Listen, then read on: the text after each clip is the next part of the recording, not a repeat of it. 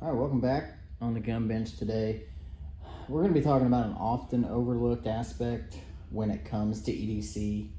You know, we always talk about our holsters, our firearm, what light or optic we're running, but we often forget about what holds all of that in place, your belt. So today I'm going to be going over my thoughts on the VICI tactical belt.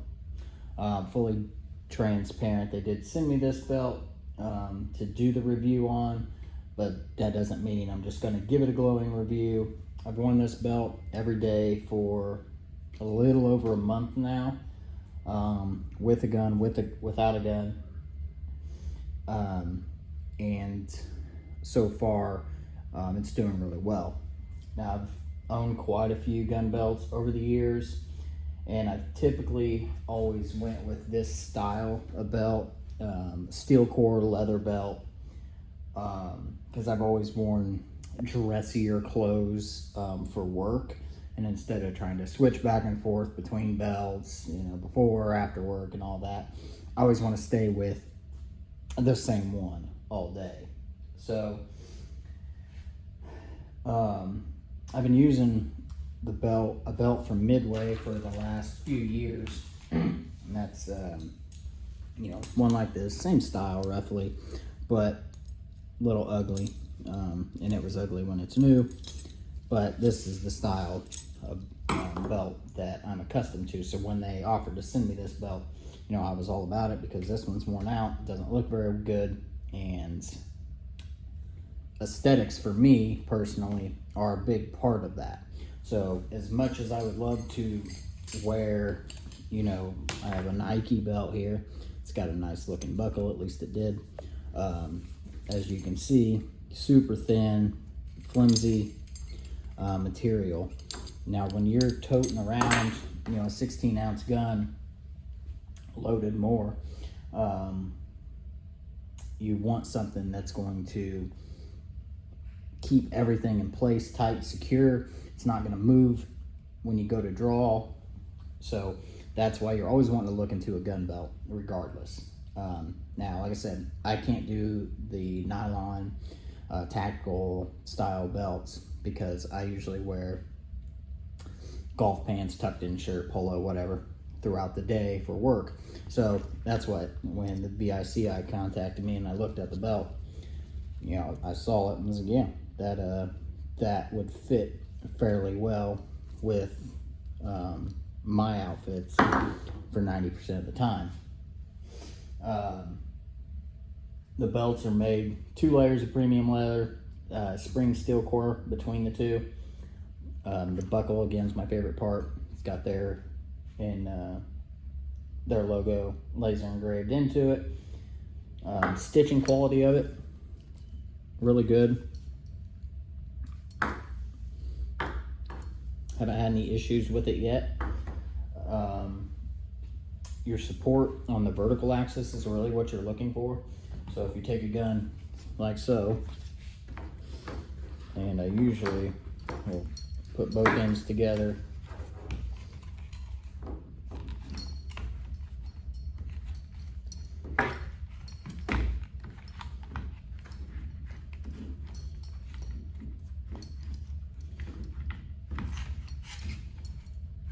kind of hard to do from the angle I'm sitting. But when you pull tight, you know, the gun wants to stay upright and not flop all around. You'll get a little bit, and that's fairly common. But if you see the difference between, say, that belt and your standard belt that most are probably already own, if they're first getting into EDC, they've already bought a gun, holster, and all this good stuff. They may be thinking that they don't need to go drop another $50 on a belt or more, but in reality, it is one of the most important things. Trying to get it as even as possible. You can see it just kind of wants to flop around, even pulling pretty tight. It's really loose, and you can imagine when you go to pull that firearm out of the holster or out of your pants, you want something that's going to keep it secure in there. And that matters more when you're outside the waistband carrying, because it more heavily relies on the belt. But if you want to look at a difference here, thickness wise, between the two, that's your biggest reason, plus the reinforced steel. It's, you know, it's a night and day difference, and it really does make a difference. I'm not just trying to sell you a belt. In fact, it doesn't benefit me whatsoever. Whether you buy the VICI, which I think you should, it's a pretty good belt for the price. $49 on Amazon. There's a link in the description. The price is right. That link or the code will give you 10% off of it too, and it benefits me in the way of getting more things to review, not in any monetary value. So as you can see, we had the monoblock clip on it, which is my favorite belt clip. If you use the RCS overhangs, it's going to work good with those. If you still use foamies, I guess it works well for those, and especially if you use foamies, because if the holster wasn't made right, and they use one of these and you're using a super thin belt, then it's a lot more likely that that bottom clasp on the foamy is going to slip by it, and you do not want the holster coming out with the gun if you're drawing it in a defense situation. So take one quick look at the belt. You're gonna get some breakdown in the front where it buckles through. So you can see right here, a little loose. That's normal. I haven't seen too many gun belts, leather ones, that don't do that. It's still solid. When I go and I carry appendix, everything's still nice and solid, as you see in the video. So yeah, definitely recommended.